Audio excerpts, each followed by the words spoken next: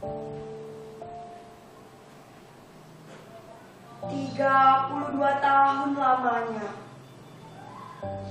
ku meratapi kenanganku yang menyedihkan, duduk bersimpuh di sebuah kursi jati tua lusuh, sembari menyulam.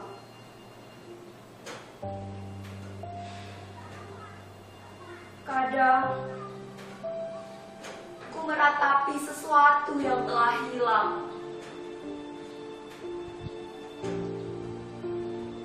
sesuatu yang telah pergi untuk selama-lamanya.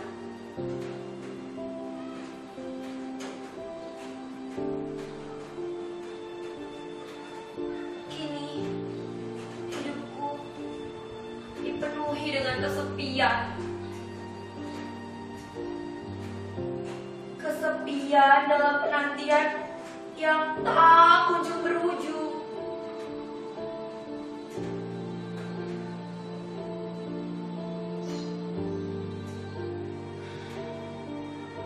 "32 tahun yang lalu, seorang lelaki bernama Arman menyatakan cintanya padaku. Tapi kisah cinta kami terhalang oleh tembok yang sangat tinggi. Pernah kami jalani secara sendiri, tetapi semesta tak memberi kami kesempatan.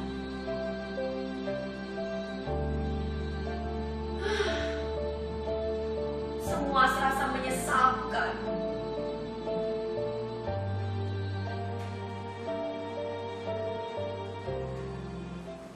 Namaku Gendis. Aku adalah seorang wanita berketurunan Jawa. Usiaku kini 52 tahun. Cukup tua usiaku tanpa pendamping. Banyak di sekitarku yang menanyakan, mengapa masih betah hidup pelajar? Tak jarang kehadiranku menimbulkan stigma di antara mereka. Ya, stigma yang menumpulkan afeksi, membuatku harus sering menelan ludah, mengelus dada, dan bertopeng senyum semu untuk menyamarkan kondisi hatiku yang sebenarnya.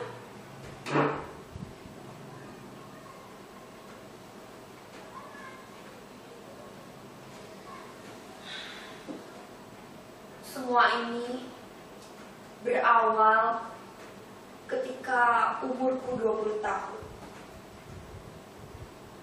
Pada saat itu, aku masih duduk di bangku perguruan tinggi di kota yang terkenal dengan nama Kota Kembang.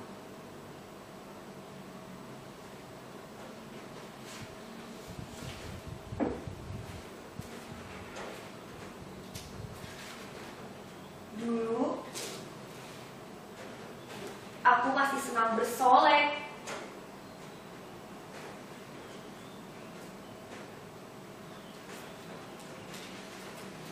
masih senang berkumpul dengan teman-teman.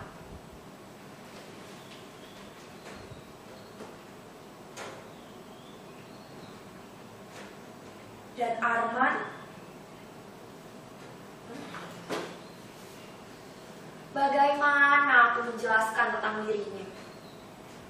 Karena dirinya terlalu hebat dan luar biasa.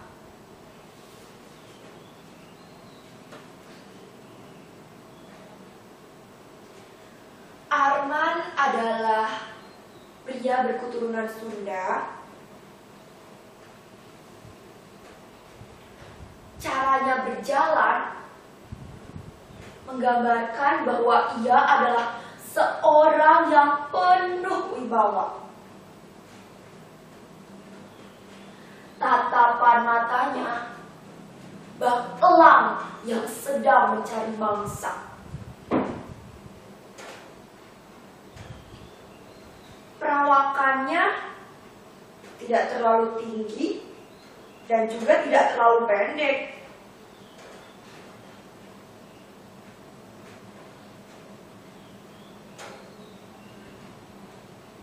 Tubuhnya bak pemain bola profesional.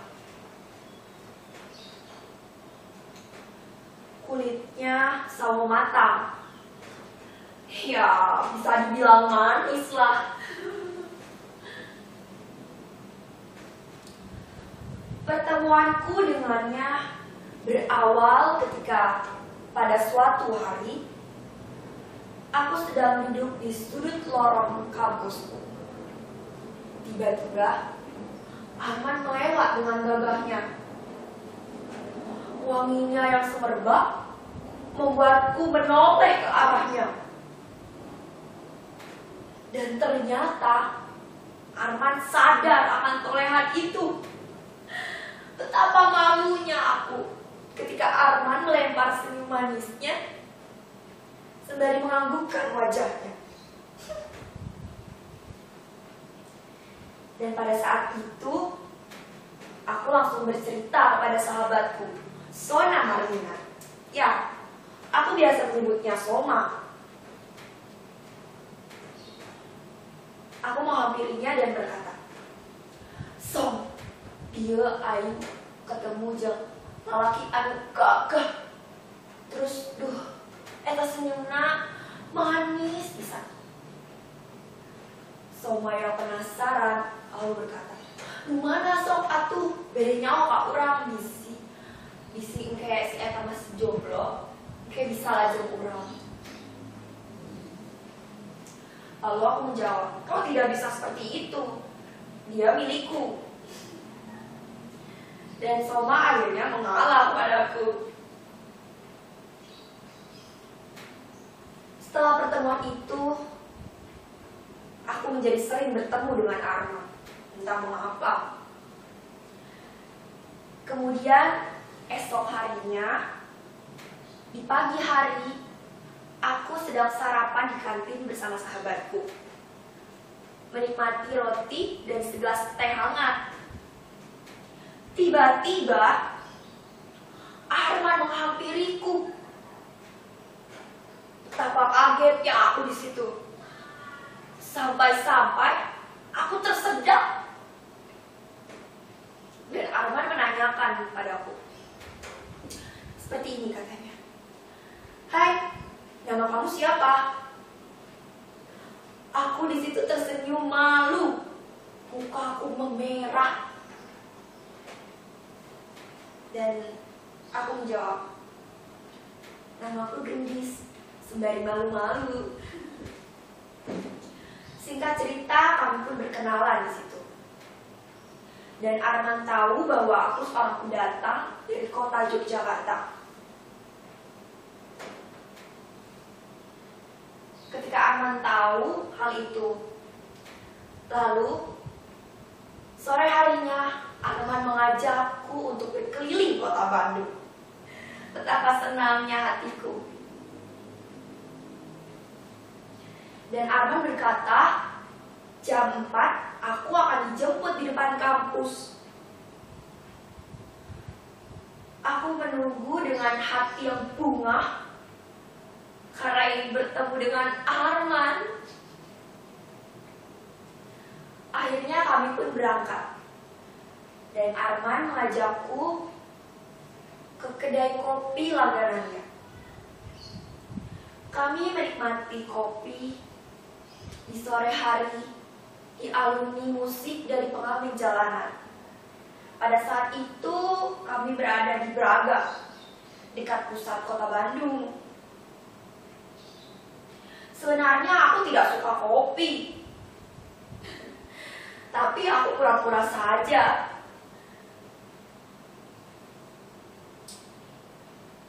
Pada saat itu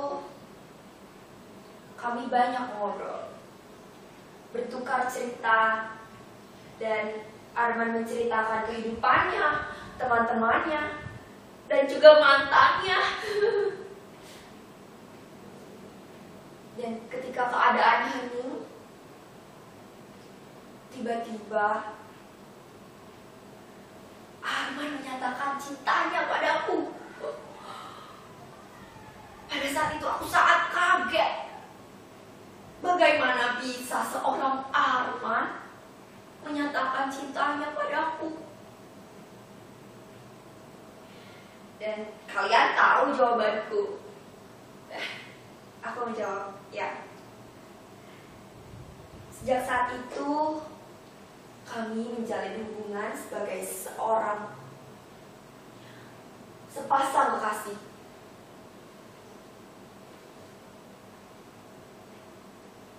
Hingga sekitar 6 bulan pun berlalu, kisahku dengan Arman berjalan mulus. Tapi di hari itu, di hari 6 bulan hubungan kita, aku mendapat telepon dari orang tuaku. Pada saat itu orang tuaku menanyakan, "Halo, Bu." "Gih, halo, Bu. Apa benar kue dua hubungan karo wong Sunda?" Aku kaget. Bagaimana bisa orang tuaku tahu? Padahal aku tidak pernah menceritakannya kepada orang tuaku. Lalu aku bertanya, "Ibu, Ibu ngertos apa ndi?" Dan ibuku bilang, "Rasa tahu Ibu ngerti sokandi. Neng ngopo kowe nglanggar amanat Ibu? Kan wis tak wanti-wanti, ojo sampe kowe duwe hubungan karo wong Sunda." Di situ aku sangat kaget. Rasanya seperti terbang lalu dijatuhkan. Dan aku tetap menjawab, "Lo ngopo lo, Bu? Arman iku rencanakan sae, boten aneh-aneh. Terusipun kula enten mriki ana sing jagi." Ibuku tetap kokoh dan berkata, "Wes, yen jare ibumu ora, ya ora. Iki demi kebaikanmu, Tondo. Luwih apik disudahi oleh saiki." Aku hanya bisa pasrah dan menjawab, "Nggih, Bu."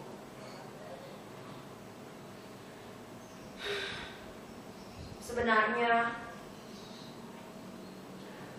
kepercayaan di keluargaku bahwa apabila seorang wanita Jawa memiliki hubungan dengan pria Sunda, hubungannya tidak akan pernah langgeng dan penuh perkara.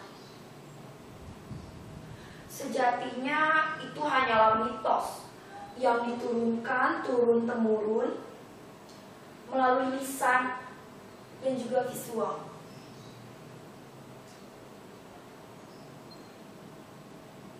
Mitos itu berawal ketika kerajaan Majapahit dan juga kerajaan Pajajaran dari Sunda menyisakan berkas perselisihan antara kedua suku tersebut. Dan itulah sebabnya mengapa Sunda dan Jawa tidak bisa bersatu. Pada saat itu aku sangat bingung apa yang harus kulakukan setelah itu. Dan akhirnya aku memutuskan untuk merahasiakan semuanya dari Arman dan juga dari sahabatku. Karena aku pikir Mungkin orang tuaku akan berubah pikiran nantinya. Hingga 1 tahun pun berlalu. Setiap hariku dipenuhi dengan tekanan, pertanyaan, apakah sudah putus, apakah sudah menjauhi Arman, dan semua itu berputar-putar di pikiranku.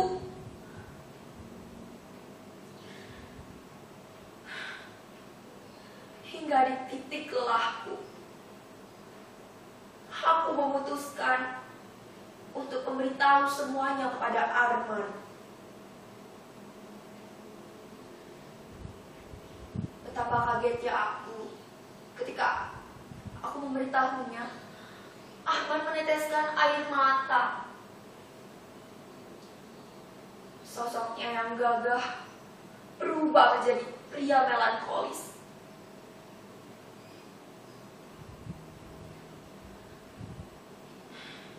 Setelah kejadian itu, hal yang paling aku takutkan terjadi. Perpisahan. Ya, tapi kami berpisah secara baik-baik. Aku dan Arman kembali menjadi 2 orang asing yang sama-sama menyimpan perasaannya secara rapi.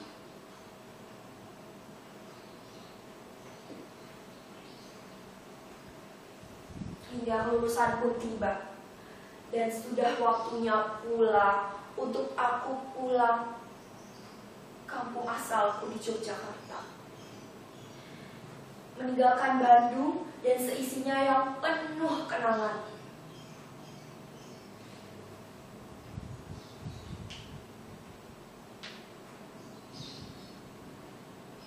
Hingga sampai saat ini, aku hanya bisa memanjatkan doa baik untuk hati yang pernah spesial dan masih akan terus istimewa. Biar saja aku yang kecewa, dan kau Arman, kau harus terus bahagia walau tanpaku.